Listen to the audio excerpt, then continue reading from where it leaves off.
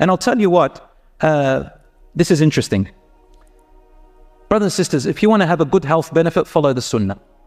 Follow the sunnah. Wallahi, it is amazing, and the literature about it is amazing. Number one, Rasul Sallallahu Alaihi Wasallam told you to spend time in suhoor. And he said something. He said, Inna tasahharu fa inna fi suhoori baraka. Have your suhoor. Suhoor is the time that you eat before what? Before Fajr. Not at 1 a.m. Later, before Fajr. And he said, Akhiru suhoor. Delay your suhoor. Some people take it literally. They say, delay my suhoor to the last minute before the adhan. No, it's saying delay as in take your time, wake up earlier, but do it towards the end, like closer to Fajr. And tasahharu, have a good suhoor. فَإِنَّ فِي السُّحُورِ baraka. In suhoor there is baraka. Now in English we say baraka is what? Blessings. But the meaning of the word literally in Arabic, baraka, means when something yabruk. Yabruk means it lasts, it stays. What stays? In other words, have suhoor, for in suhoor there is a lasting good effect that stays with you. And that is why we say, donate from your wealth, it will have barakah. Earn your wealth in halal, it has barakah. Marry in halal, your marriage will have barakah. What does barakah mean? It means the goodness of it stays and lasts. It doesn't mean Allah gives you more money. It doesn't mean Allah makes you a Superman. No, it means whatever goodness is in it will last. It won't run out very quickly. So in suhoor, it will last. What will last? Your health. In suhoor, but you got to have good suhoor. You got to avoid the oily stuff, the fried stuff. You've got to avoid the sugars, right? Processed food. In suhoor and in iftar. And that's why some people don't find the health benefits or even the spiritual benefits. Because in suhoor, some don't even have suhoor. It kills them in the day.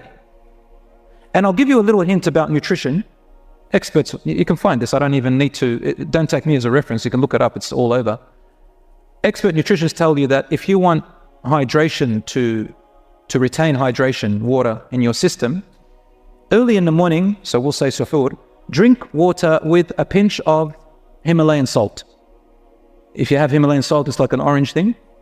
It's better than the table salt, but even table salt, put a little bit on your tongue or put it inside your water, mix it just a little bit and drink with a little bit of salt. It retains hydration as opposed to just drinking normal water. And also electrolytes. So have it, if you don't know what electrolytes, you can have them okay, have a banana, for example. Also have some potatoes, have some eggs.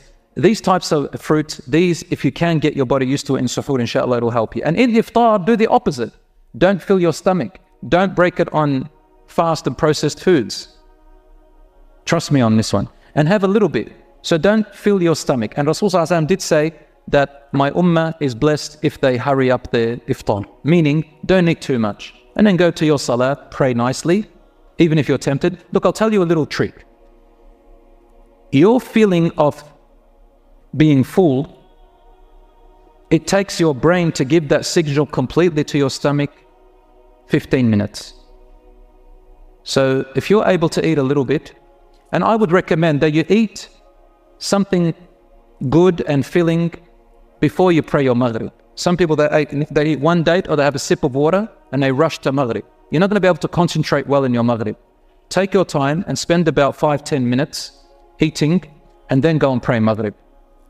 Most likely in about 15 minutes, you're not going to be as hungry. And if you eat too much and then you've got to have your desserts and you've got to have your mabarfat, have your dessert. I even do it. We're always tempted. But try your best to train yourself not to have too much. Otherwise, it defeats the purpose. Some people, they do that and then after Isha, they go and eat more. That's another good way, but just eat healthy, inshallah, as much as you can. So brothers and sisters, this is the barakah. Finally, the way that your fasting affects your body is that there are these, as I told you, these cells that come out of your immune system.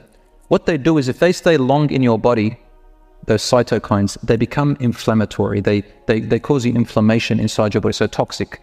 And when you fast, you starve them and they die out. So you actually flush out toxins from your body. The other thing that fasting does for you, there's a cell called macrophages. Have you ever heard of macrophages?